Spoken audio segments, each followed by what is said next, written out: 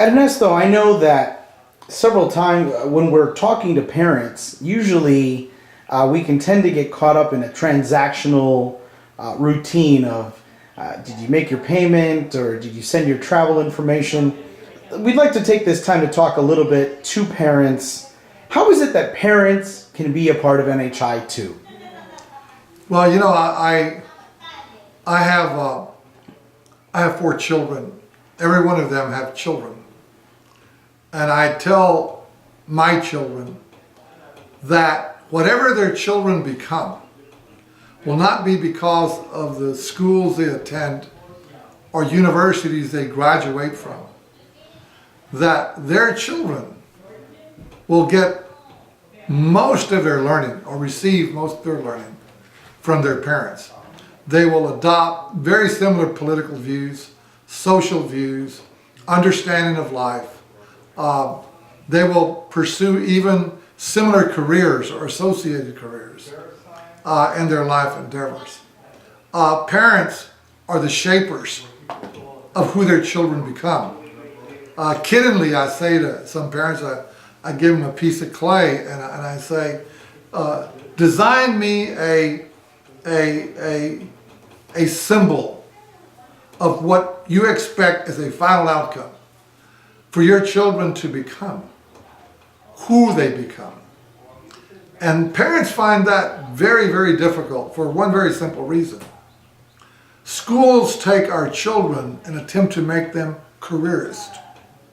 And we define success by what they study, what kind of colleges they go to, how much money they intend to make, and we kind of take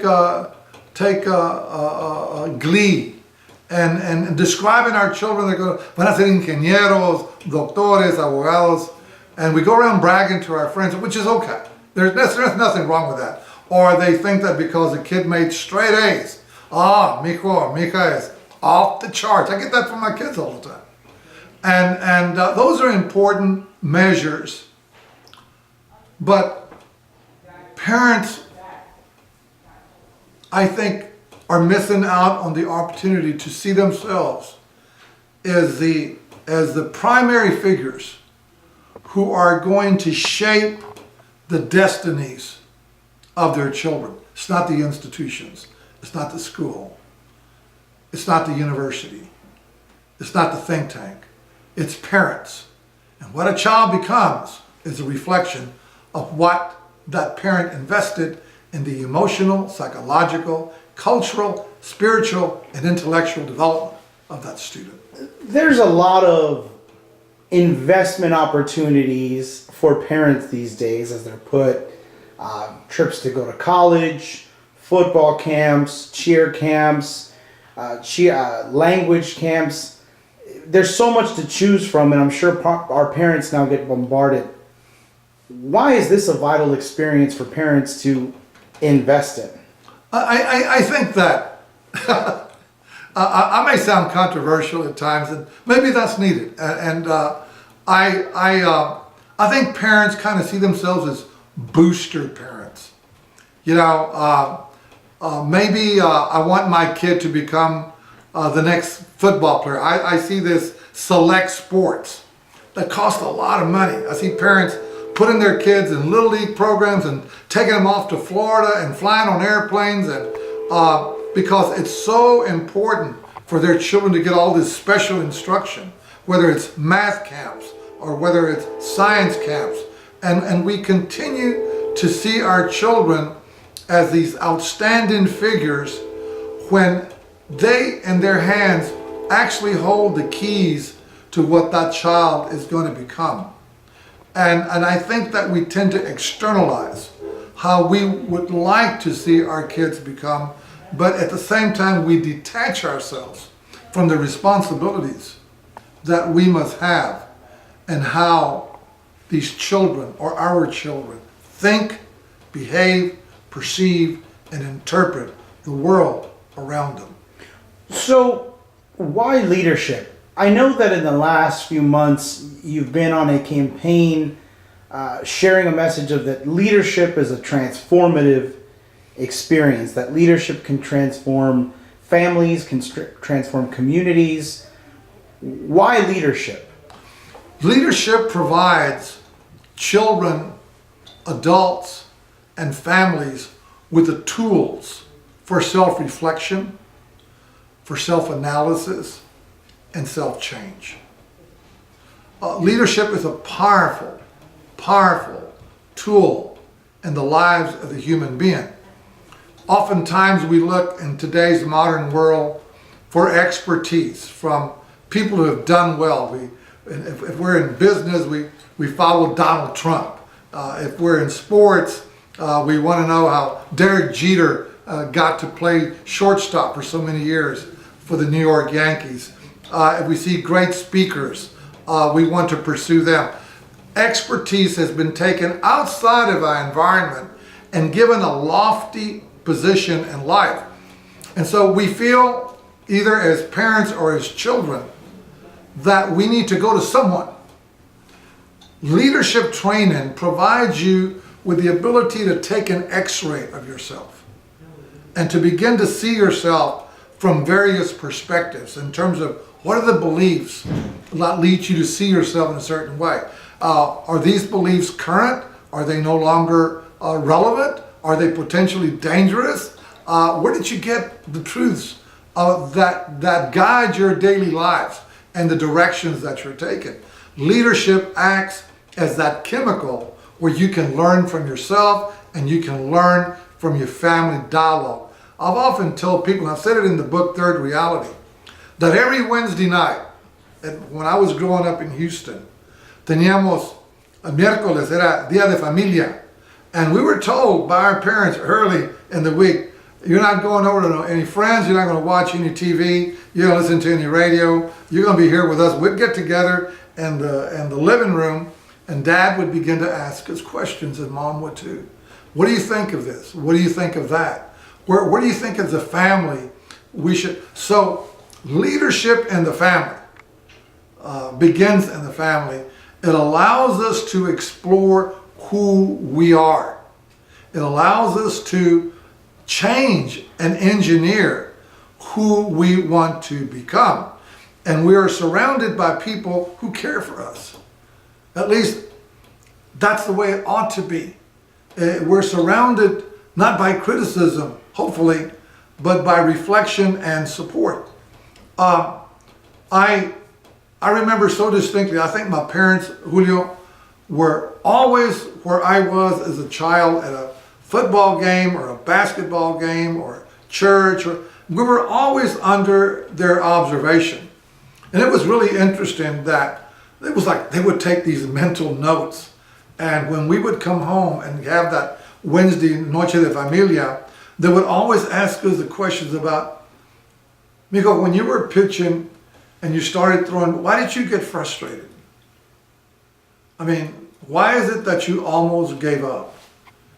And what do you think you need to do to prepare better next time? It was never, you shouldn't have pitched that ball, you shouldn't have thrown this one. It was always, why did you do this? Why did you do that? Those are hard questions from some little 8-year-old or 9-year-old, but they were very pointed questions because through the years, guess what? I began to ask those questions of myself as an adult. And why do you think that's important for a child, even a freshman, to have that tool bag of questions? Because we need to have a scale for self-evaluation. You know, there is no doubt that we need to operate like a surgeon on ourselves, open ourselves up and learn without too much negativism involved. You know, I often talk about self-exploration as being a positive thing. You know, all of us as humans consist of very good qualities. We have a tendency to focus on our negative qualities. All people have negative qualities, everyone alive. And we tend to want to always just correct what we perceive to be as negative. We rarely recognize, and in particular, we don't celebrate what's positive about who we are and our competencies and our skills and our knowledge. And so we don't even know how to self-compliment ourselves. learning how to look through those lenses of self-evaluation and leadership provides you with the tools through which you can kind of pat yourself on the back and re-encourage yourself to continue your ventures into life. I know that the other day a parent called here at the office and asked they really generally wanted to know how can they prepare or how can their child prepare. I think that sometimes there are certain things that we see, but sometimes we want people to look for something else.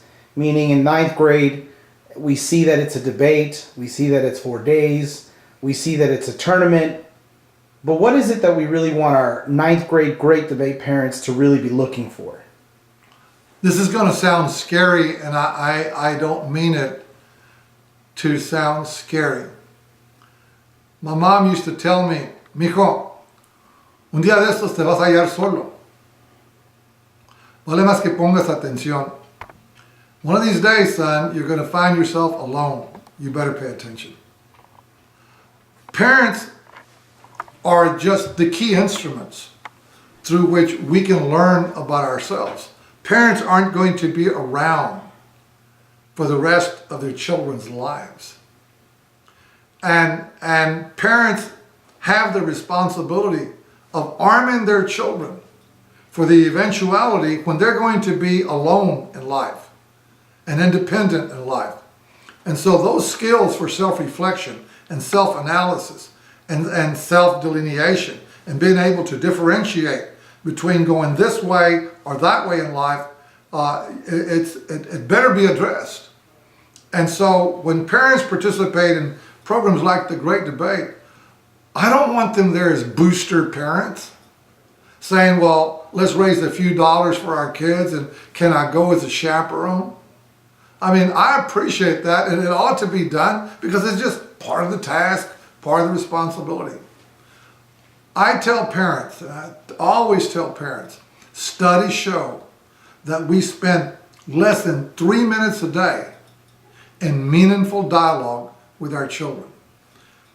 We spend most of our time either correcting children, no hagas esto, no hagas lo otro, get off the phone, make up your bed, or we're instructing them. No se hace así. It's done this way. You do it that way. That's not the way you do it this way. That's not the way you drive. We either instruct them or we correct them. Rarely do we get involved with children, our children, in meaningful exchange so that the child is absorbing the knowledge of that mature parent. Is that why you would say that the Institute tends to choose themes that don't really have a right or wrong answer or aren't necessarily backed by laws or facts? They're these kind of, I think sometimes people see the themes and they're these big open concepts, but they're not Google. You can't Google the answer. No, and I'm glad you raised that point because kids are so ready to go Google everything. Our themes on the Great Debate, for example, are essentially values and philosophical themes. And we put a little tortilla sauce on it, we put a little pico de gallo on it because it has relevancy to our everyday lives. The theme for this year about Latino culture and identity versus post-ethnicism is that we're moving as a nation towards a way of life in which gender and race probably won't make any difference in the next 50 years. Or heritage, or ethnicity, or nationality.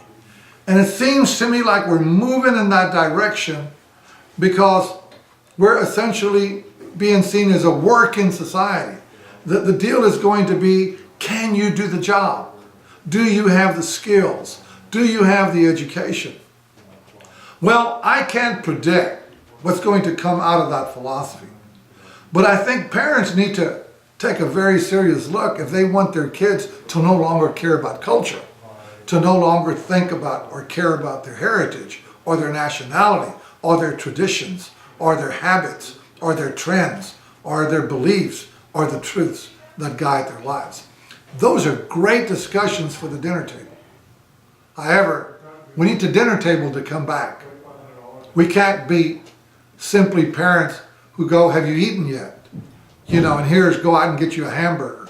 It's got to be done in a way to restructure to where parents who are so knowledgeable of life and bring their beliefs to the table are able to transmit their feelings and their views and abuelita's feelings y el tío y la tía about how do they feel about these critical issues in the modern day lives of our youth. With our LDZ parents, a good portion of them are first timers with NHI, and unlike the Great Debate, there's not the weekly opportunity for a parent to say, what did you do this Sunday, or what did you guys talk about this week? Is there a way that LDZ parents can get their children ready or kind of pre-wire them for what they're in store for? Once again, I don't want to scare parents, but when you get to be a sophomore in high school and you come to an NHI LDZ program, you're 24 months away. If you're a sophomore, you're 24 months away from packing your suitcase, getting on a plane or on a bus or being driven to a university campus, and guess what? You're gone forever. You may come back home during the summers, but essentially the process of maturation kicks off and the transition begins between adolescence and adulthood. And so it's like the little bird, that sits on a limb and flies to the nearest next limb and tests his courage and capacity to fly to another part of a tree, and does it cautiously. The LDZ sparks the process of the child eventually leaving home. That's why we want them to come by themselves. That's why we want them to fly a plane or go to Chicago or go to New York or get on a plane and go international, go to Panama, go to Mexico, so that they begin to see that they can navigate in these large macro social settings. So again, those are the things that are important. With the LDZ, I think when you look at the brochure, or parents maybe take a look at the website, what you see is an election. You see kids in robes. You may see some kids at the Capitol here in Texas. What's really going on, though? There's a legislative process, there's an election, but we still tell families it's not about civics and it's not about government or politics. So what is it then? Right now we have an election going on in El Paso. And one of our young men that we've known since he was 14 is running for mayor. And his name is Hector Lopez. In Westminster, Colorado, there's a young man from Austin, Texas. His name is Alberto Garcia Jr. And he's running for city council in a community in which Latinos only comprise 16% of the voting community. In Summit, Illinois, there's several NHIers running for, they call them trustees, similar to a city council, or the library board, which is very important in a small suburban community. The LDZ is that point when they begin to go from being simple participants in the life of the community to learning how to emerge into the roles of governance and governance of public policy. And these are the beginning steps where they begin to realize interest in a young man by the name of Senator Michael Padilla. 20 years ago was the lieutenant governor of the very first LDZ in New Mexico. And in those days, we would take them to the big roundhouse in Santa Fe and huge buses, 200 kids. And he was lucky enough as a student to become the lieutenant governor. Well, recently he was sworn in as a senator from that state. And because of his good work and because he brings that special knowledge of leadership, he was invited by the Senate to be president of the Senate for the day. And when he took the chair and he took the gavel, he said that he almost broke into tears because he got a flashback that 20 years before, he had been in that position at a high school student, and now it was for real. And so the LDZ begins to help children imagine and envision that they not only should participate in society, but that they have the capacities to serve at a governance level. And that's why we give them the gavels and the titles and the positions, so they get that pre-taste and that hunger so that they can do it with ease when the time comes. What do you mean when you say the word governance? And I know a lot of the examples you gave were public officials.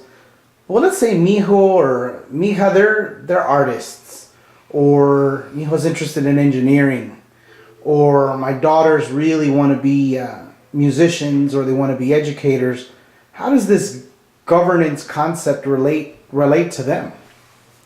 Vocational interests or creative interests or professional interests are ways in which we conduct the business of our lives. Governance is the ways in which we participate in the policy of communities. Those are very different roles. Governance means beyond yourself. If you're an artist, that's about yourself. If you're a singer, that's about yourself. If you're a teacher or a doctor, that's about you and your family. Governance now places you at a much different level. And parents of LDZers need to know that when they're sending their children to these programs, that they're being introduced to the whole world of governance.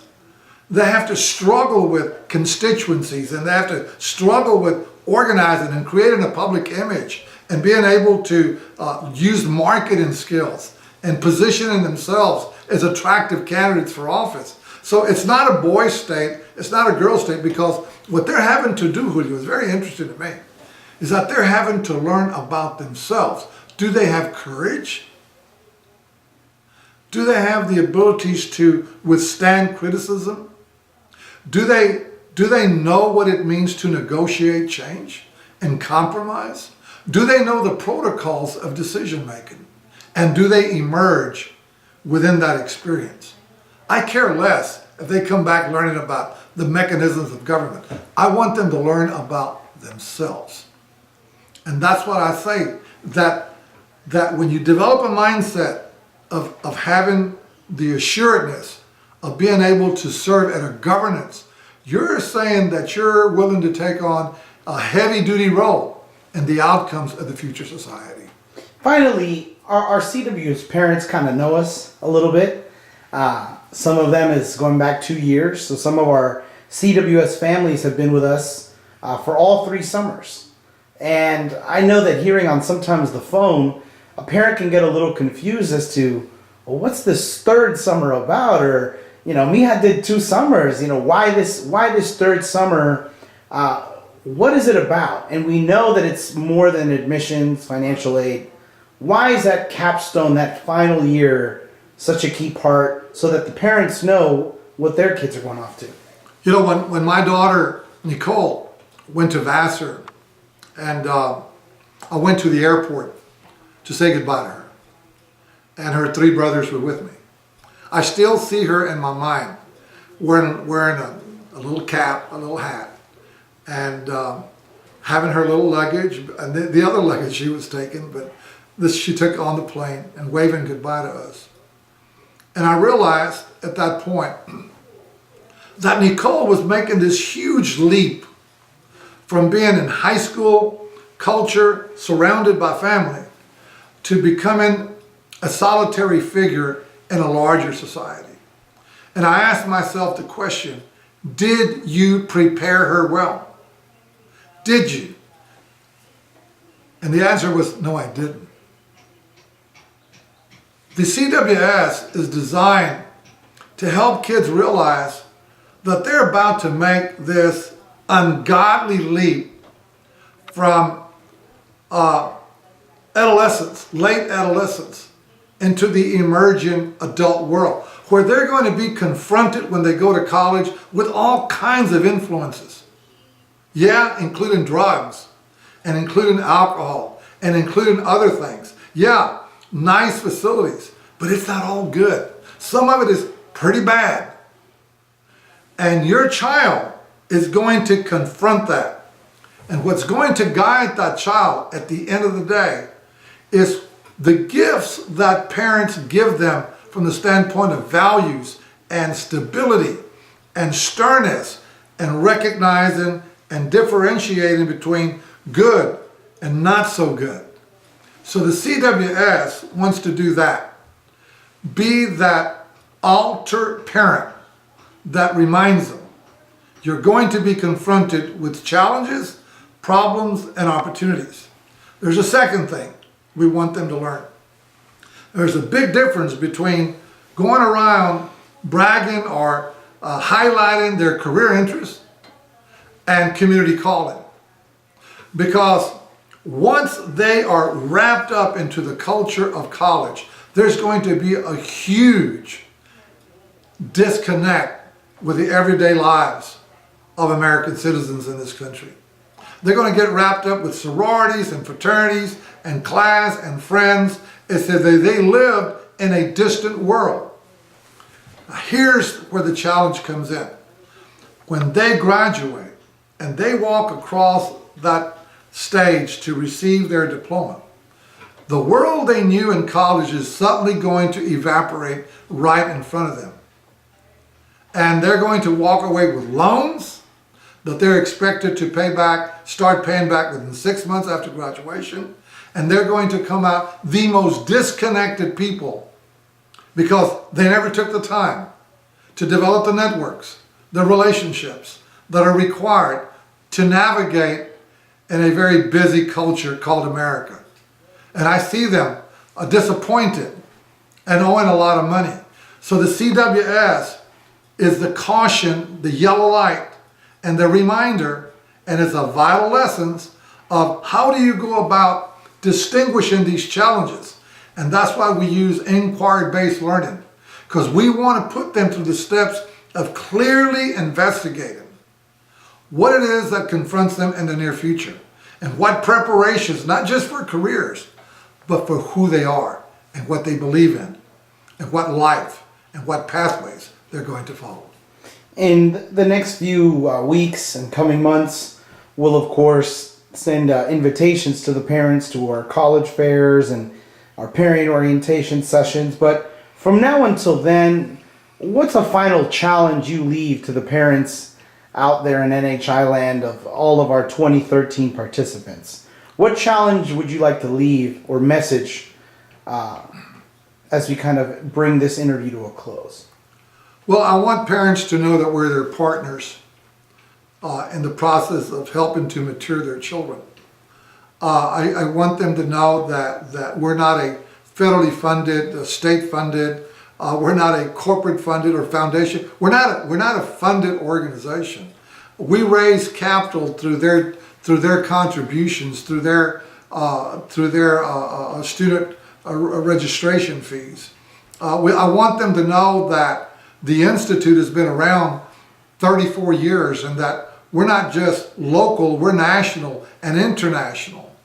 And that we provide for their children a critical learning experience that few kids in the country ever get. There's a reason that our students graduate, Julio, at enter college, should I say, at 98%. There's a reason that 90% graduate in 4 to 5 years. There's a reason that 67% or better, go into advanced studies. There's a reason that our kids are running for mayor or in the state house, or they're on school boards and they're engaged and they're heads of civic organizations, or they raise money for the Latino community through their own private endeavors. There's a reason why these things are occurring. And we don't do it because we feel sorry for ourselves. We do it because we know that these children is untapped talent. This like gold, as they say, in them their heels. And our job, Mom and Dad, is to cultivate the talent and skill and capacities that your children represent to the future of this country. And as our community grows and becomes 1 in 3 Americans in the not too distant future, Latinos will play a major role. if we don't act now to widen that pipeline of future leaders, whether they're going to do it as public policy people, as professional leaders, community leaders, leadership specialists, and whatever, then we're going to find ourselves behind the 8 ball when we don't want to. So being clearly the majority, it's not enough. It's in providing that emerging majority with the skill, trained, informed people with the capacities to look at opportunities and make those opportunities broader for other people that would otherwise not have the spokespersons or the representatives to help lead the future. Thank you. I know we look forward to meeting all the parents this coming summer.